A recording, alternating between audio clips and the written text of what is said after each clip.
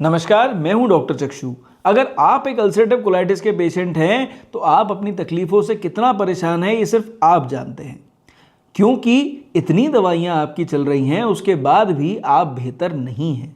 तो आज इस वीडियो में इस पेशेंट को सुन के आपका भी कॉन्फिडेंस बूस्ट होगा कि देखो भाई, होम्योपैथी से कितनी अच्छी तरह से अल्सरेटिव कोलाइटिस को हम इम्प्रूव कर सकते हैं, दवाइयों पे निर्भर होने से आपको बचा सकते हैं और आपको समझ में आएगा कि आखिर आप क्यों ठीक नहीं हो रहे और कैसे होम्योपैथी आपकी मदद कर सकती है, किस तरह से आप घर पे अपना ध्यान रख सकते हैं। अब आप समझदार हैं, छुटकारा चाहिए तकलीफ से, वीडियो पूरा जरूर देखिए।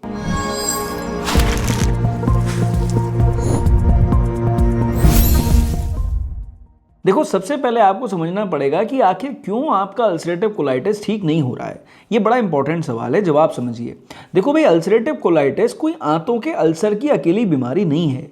ये एक ऑटो इम्यून डिसऑर्डर है जिसमें आपका शरीर आपके खिलाफ लड़ रहा है, मिसफायर कर रहा है। क्या मिसफायर कर रहा है?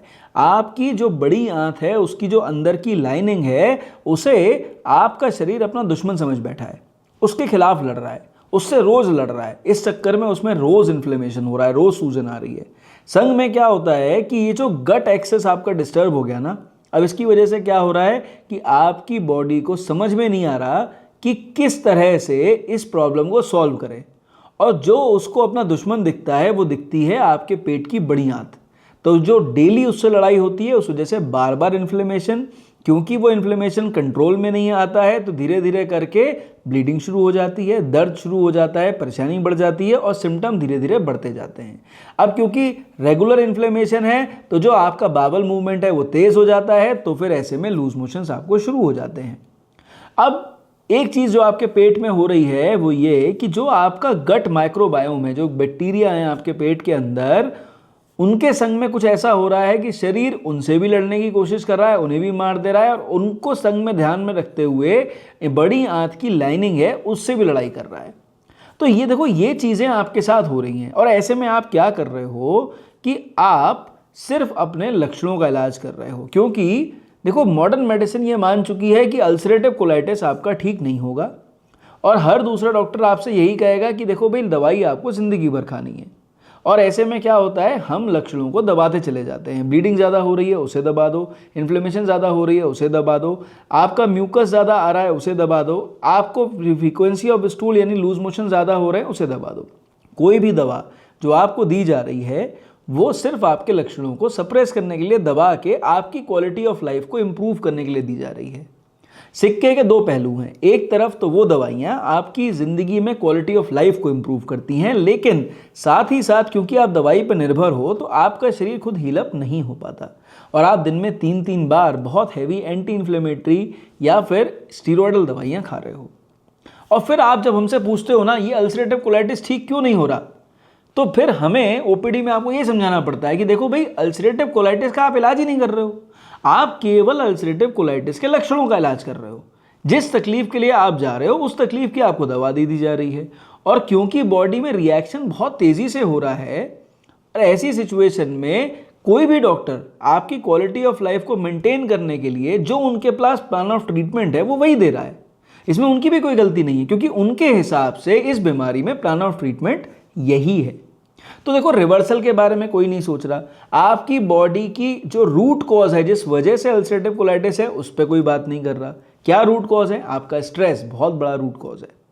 अगर आपका गट माइक्रोबायोम पहले से डिस्टर्ब रहा, अगर आपका गट लिवर एक्सिस डिस्टर्ब रहा, जिसकी वजह से आप अपच के शिकार रहे, आपको कोलाइटिस हुई, लॉन्ग स्टैंडिंग कोलाइटिस थी जिसको आपने ठीक नहीं करा, आप अटरम शटरम गंदा खाते रहे और धीरे धीरे करके आपका गट ओवरलोड होता रहा और उसकी वजह से उसके अंदर ऑटो इम्यून रिएक्शन शुरू हुआ, उसके बारे में कोई बात नहीं कर रहा।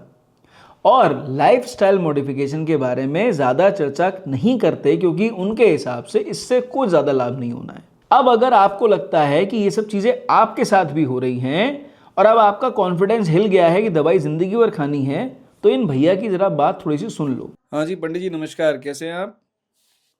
ठीक है सर।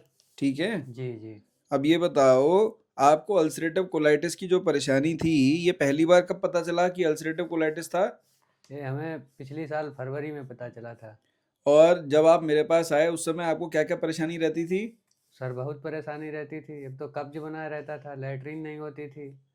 अब जो है मतलब पेट में चुभन ऐसी होती रहती थी, दर्द होता था, बहुत कुछ सर होता था। लैट्रिन में म्यूकस कितना आता था आता था सर, और खून वगैरह कितना आता था?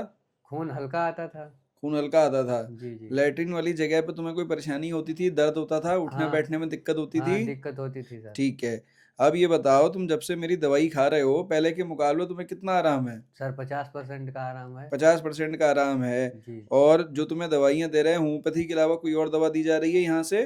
नहीं नहीं, सिर्फ होम्योपैथी। होम्योपैथी की दवा दे रहे हैं। जी। अब ये जो पेशेंट है, ये क्लियर कट केस है अल्सरेटिव कोलाइटिस का, ये हमको दिखा रहे थे और सिम्टोमेटिकली पेशेंट बहुत बेहतर है। अब ये बताओ, अंग्रेजी दवाई तुम कोई खा रहे हो इस समय? नहीं खा रहे हैं सर। कोई अंग्रेजी दवा नहीं खा रहे नहीं हो? नहीं, बिल्कुल नहीं। सिर्फ होम्योपैथी की दवा चल रही है? जी जी। क्या मैंने तुम्हें होम्योपैथी के अलावा कोई और दवाई दी है खाने के लिए? नहीं दी है। देखिए भाई, ये सब कैसे हो रहा है? इसलिए हो रहा है क्योंकि हमने उसे सिखाया कि आपको अपने लिए क्या लाइफस्टाइल मॉडिफिकेशन चूज करने हैं।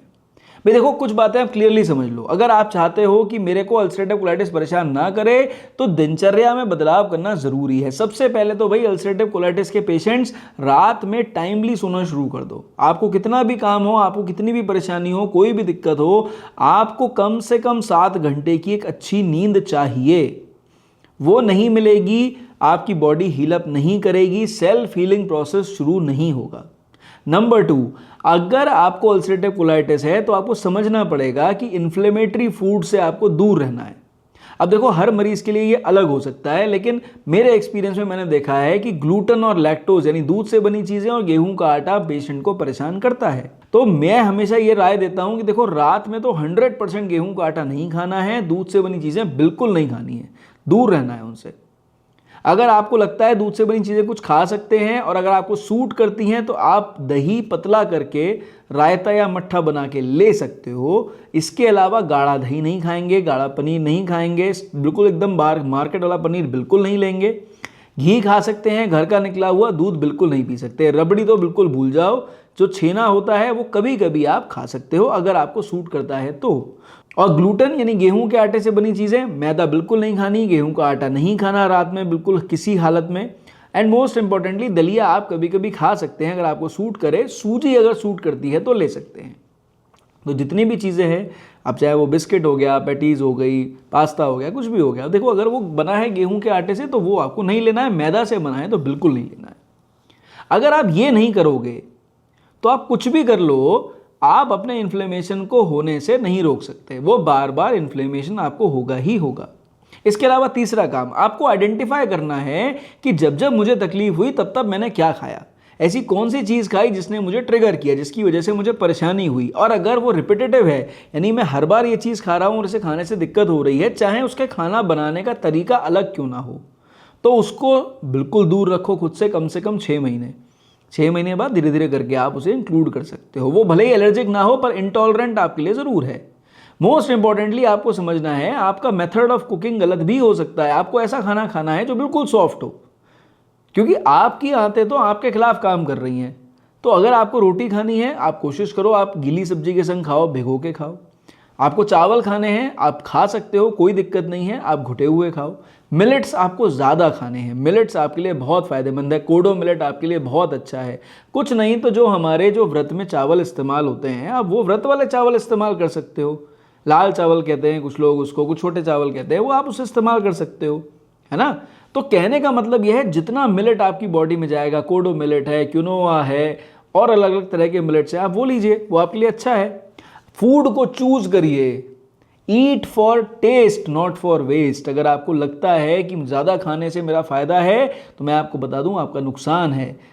ज़्यादा खाने से आप सोच रहे हैं मेरा वजन बढ़ जाएगा, हो सकता है तकलीफ होने से और घट जाए। अब अगर आप चाहते हो कि चलो होम्योपैथी ट्राई करके देखते हैं, शायद रिजल्ट मिलेंगे, तो हम आगे की बात करेंगे।